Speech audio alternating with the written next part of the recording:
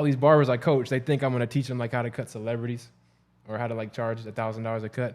But no, I just teach them like self-work, like how to be a better you. Because I know that's the real key, like self-mastery is our true aim. That is an incredible story, Joel. Thanks, That is fascinating from where you came from to be able to make a lot of money and also achieve success in a craft that, I was actually looking at statistics earlier today. There's 150,000 barbers in the United States alone. 50K, okay. There's 150,000 of you. And the average income would hit him. Average income, I didn't even see it, but Oh, I mean, I'm assuming if you work at Supercuts, it's low. It's got to be these low. these $15, $20 haircuts, I'm sure that these barbers aren't making a ton of money on average. So the fact that you were able to do that in this industry is incredible, I think. Thanks, And we want to break that down. Yeah. But why don't we go back? Why don't we just kind of go back to the beginning in terms of, what was it like for you in Ohio? Because you kind of were alluding to a lot of that fact about self-worth. You were alluding to the fact of challenges at home.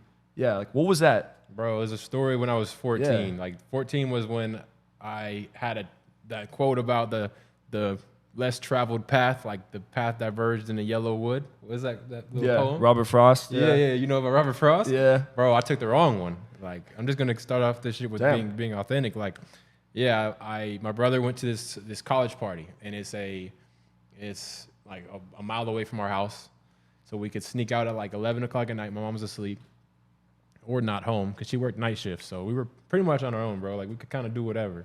And that worked out well for me in the end, but not so well for my brothers. And I kind of followed their path at first. And so wait, what happened though?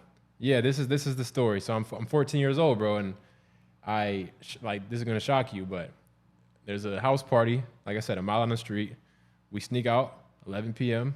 and it's me, a friend of mine who was like a terrible influence on me, and my older brother who also wasn't the best influence because of like the lack of guidance that we had. Right, not his fault. Like we had to figure it out. And when you don't have any guidance, you're just looking for like acceptance and love. That's how I was.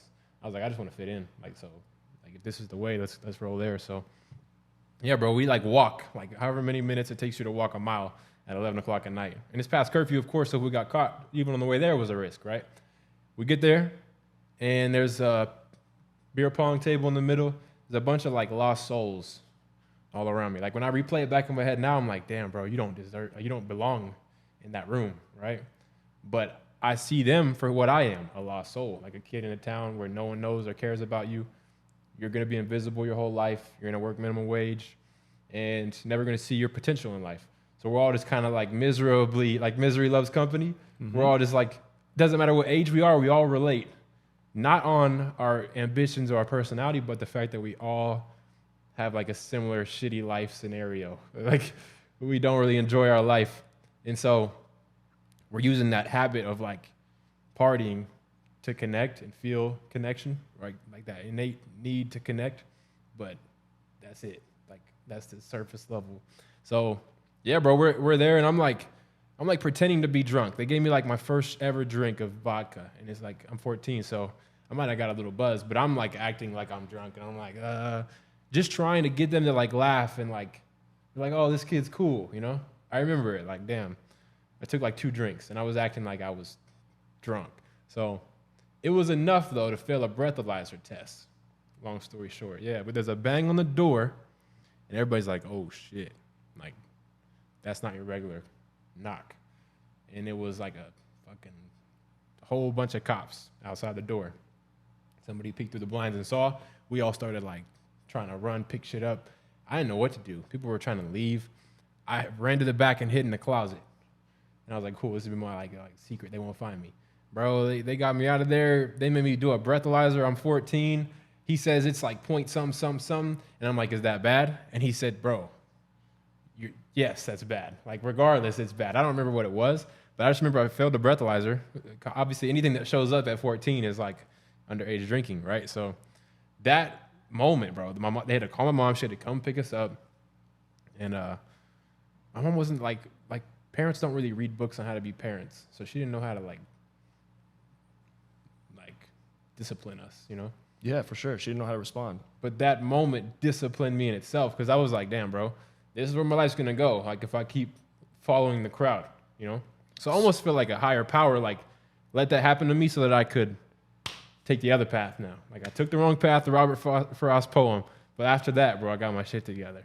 So you tried it once. That was like your first kind of party at 14, and you quickly got your wrist slapped. Yeah. Got my wrist slapped. I had to do to get it off my record, I had to do 20 hours of community service. Wow. Which was like a mile walk from my house, the town square. I would just go participate in this like give back thing every week. And then, had to take alcohol classes, like as if I was like an alcoholic. That is crazy. Yeah. You had a couple shots of vodka. And like a little fine. I had to pay like a $200 fine or something like that. And that kept it off my record. That's a lot of money back when I was 14. I remember $200 back then. It was a lot of money. I mean, I think my mom paid it. I don't know how we paid it, but yeah. Man. Yeah, it's like a weird way to learn. I mean, that's the best way to learn, you know?